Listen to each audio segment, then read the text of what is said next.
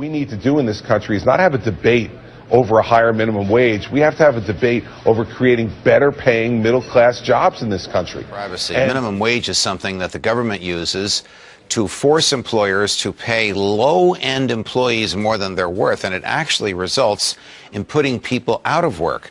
When the minimum wage goes up and employers are forced to pay entry-level people more than they're worth, they'll hire few of them.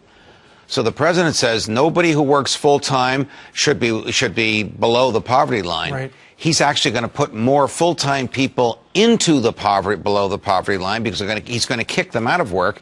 And if you're Americans overwhelmingly agree that no one who works full-time should ever have to raise a family in poverty. When I started to understand the crisis, especially in big city public schools, the high dropout rate, especially for a vulnerable population, talking about poor children, talking especially about immigrant kids and minority kids. If they want to succeed, they want to be somebody, and you know what? The schools aren't meeting their needs. The schools treat them like they are throwaway children, like they're to be discarded. And the teachers, they'll talk about, you know what?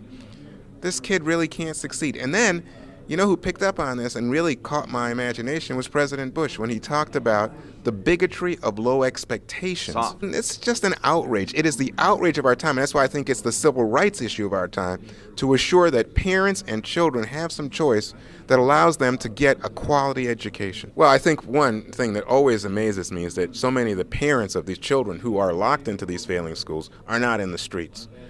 I just don't understand it at times. And what I've been told by superintendents that I've asked about it is, you know what, they feel they don't have a choice.